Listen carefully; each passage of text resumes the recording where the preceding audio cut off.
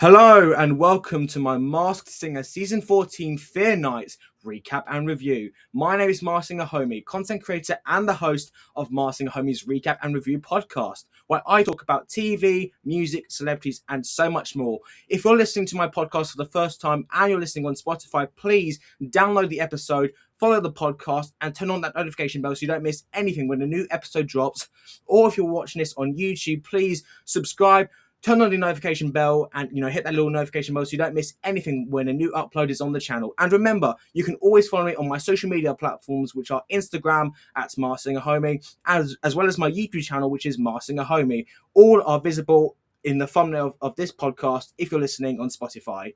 So what a week it's been for Masked Singer content, because we had the quite a hectic week. We had the Halloween special this week, and we had the Fear Night as well for season 14. And let me tell you, we've got to talk about Fear Night, because what a great episode this was overall. We saw Group C, the new 5 batch of singers, because in the premiere they had Group A and B mashed together, but next week we're seeing Group A again.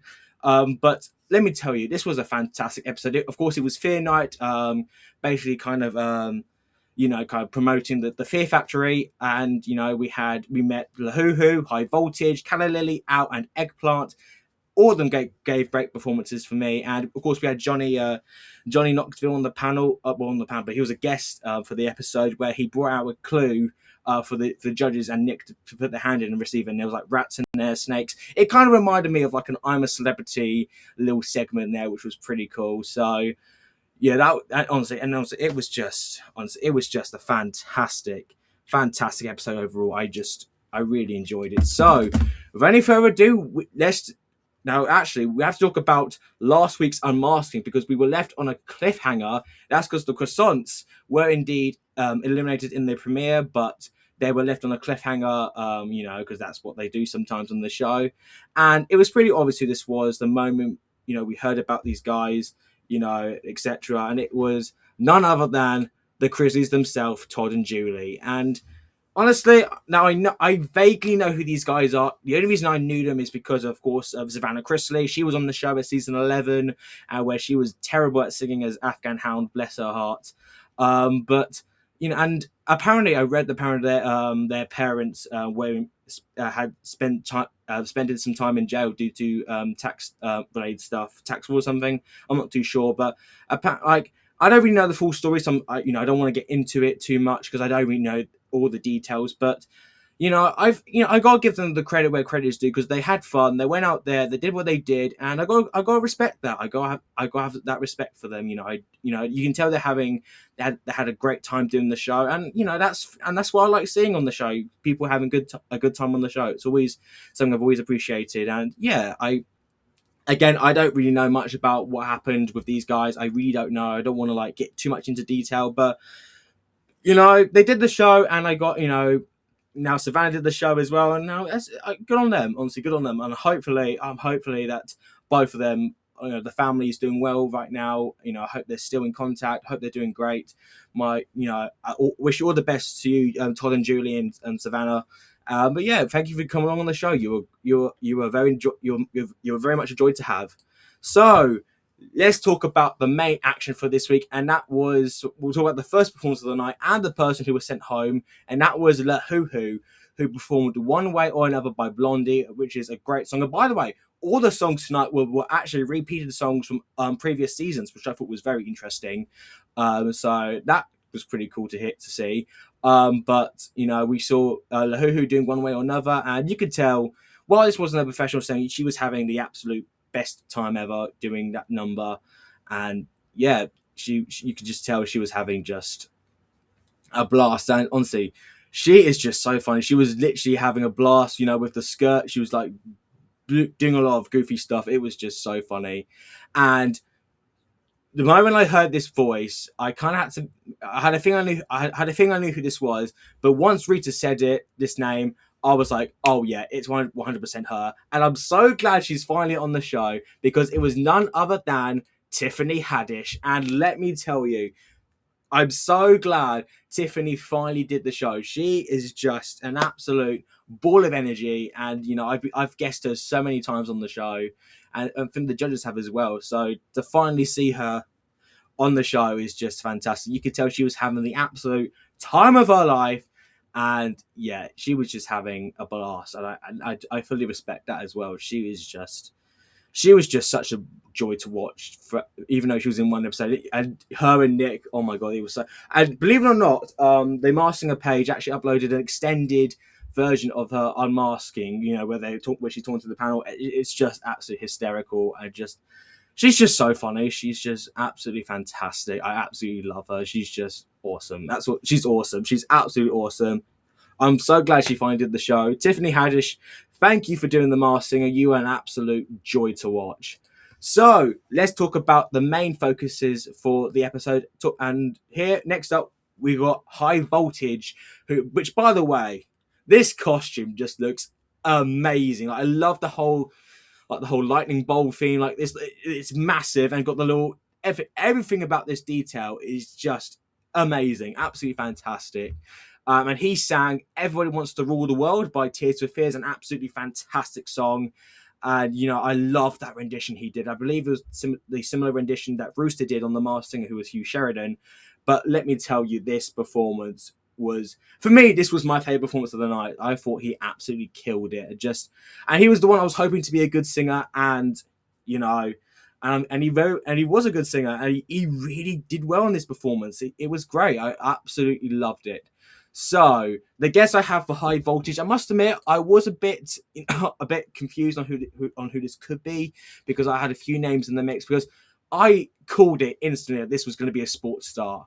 I called it almost in the very beginning this would be some sort of sports player, and from the clues I have here and my guess, I'm very much convinced it's this person, and I'm thinking that it is former football player Alexi Lalas, if that's how I pronounce his name. So I think it's him, and we'll go through the clues that we have here.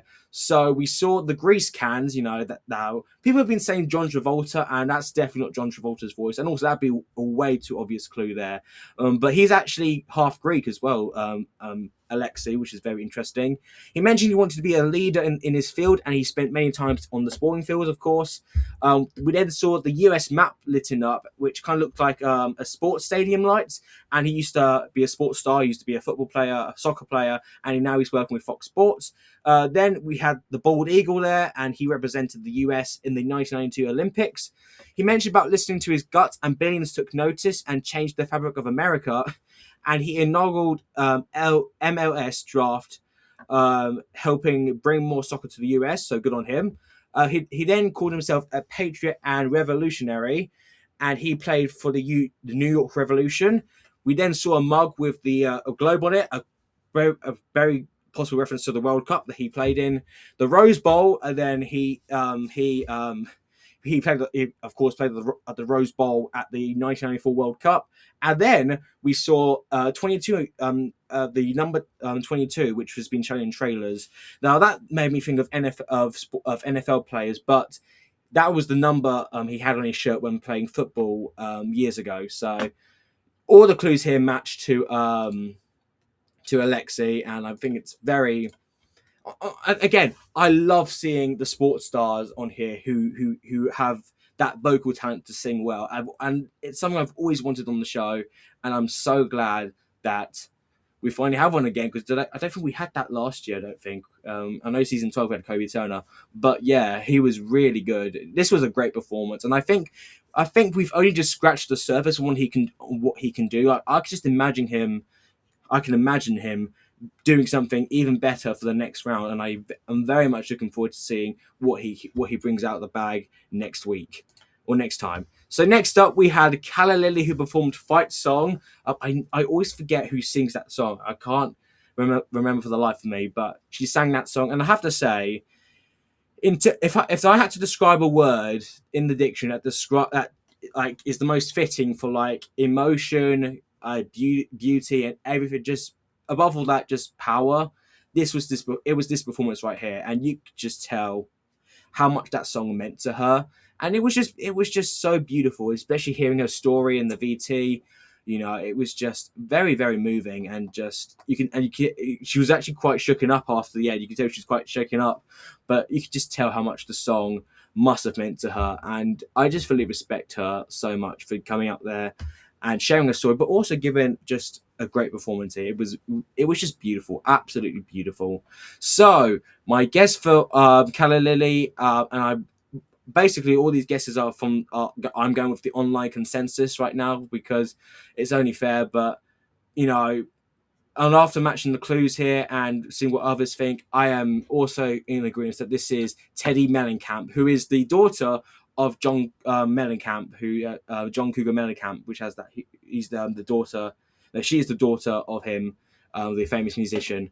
So let's go through some of the clues. Of course, she mentioned about how precious life is and had a 1% chance of surviving. Well, she had a cancer, which was at stage 4, but she has been cancer free since 2025. So good on her. We then saw the photos with what seemed to be 3 kids, and of course, she has 3 children. We saw that there was a Dove in the VT, and she has a daughter called Dove. The film Slate that Jenny had, one of her daughters is called Slate. Then we have the anchor on the watering can. This could be a link to her son's name, Cruz, but I could be wrong. And we then saw the Beverly Hills sign in one of the Instagram thingies that the show posted before the season, and she's a cast member of the Real Housewives of Beverly Hills. So some of the clues I couldn't connect all the clues here, but I'm pretty sure that this is indeed Teddy Mellencamp. And honestly, I have to say, she actually has a pretty good singing voice. Like I haven't seen any clips of her singing anywhere. But yeah, she actually did work, and she sang Fight Song very well. So, I got to give the credit for that. But she sang it well. She definitely sang it really well. I'm intrigued to see what she brings in the next episode when she comes back for Group C. Now we go on to Al, who performed Wild Thing by the Trogs, and I think we can all agree that this was way better than Danny Trio, who was the raccoon, who butchered that song. And I'm sorry, Danny, I love you, buddy, but and I've been seeing people saying that Al should have gone home. Well, I can understand that, but I actually thought because I must admit it was a decent performance for me, at least. I think he was purposely trying to do that, like kind of not sing at the best, because the Trogs, you don't have to have a great voice to sing that song. But I think that when we see him next week, we could see him really break out his shell a little bit more. So I'm not really disappointed that Al went through, even though I wouldn't have been surprised if he did go home, but that's just me. So the guess I have for Al, and honestly, when I saw this name going around everywhere, I was like, surely not this person. Like this person is far too famous to do the show.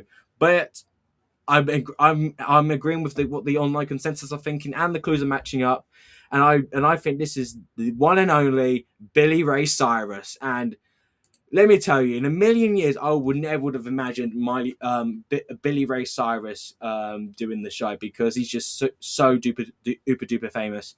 So we'll go through the clues for him now. He mentioned that he couldn't go anywhere without hearing his name. And of course, he was popular in the 1990s and again in the 2000s. We saw the spyglass pictured on the kite. He was in the movie The Spy Next Door, and the kite could be representation to flying by. We then saw the Men in Black eating popcorn, and of course, he's been in many films. We then saw a reindeer, and Billy's been in the Hallmark Christmas movies. Then he talked about focusing on family. Well, he is the father of Miley Cyrus, and he was in an episode of Hannah Montana, which has Miley Cyrus, and Miley Cyrus is Billy's daughter. So, and by the way, Miley Cyrus, can we just say what an amazing singer that girl is? She has got the most amazing voice, and honestly, her music is just incredible. And I remember seeing her on Hannah Montana years ago, and I believe that's when she got her first break. I believe into the scene was Hannah Montana. Then he mentioned about a comeback. And he did a collab with Lil Nas X on Old Town Road.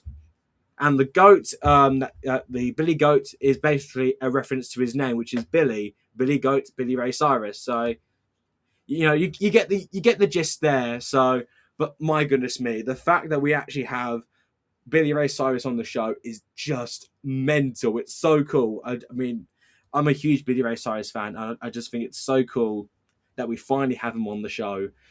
Honestly, he's great, and I think he purposely chose that song to throw the panel off. So I think next time I wonder if the panel will get him, because apparently I heard that there's one celebrity on that none of the panel get, but it's a huge star.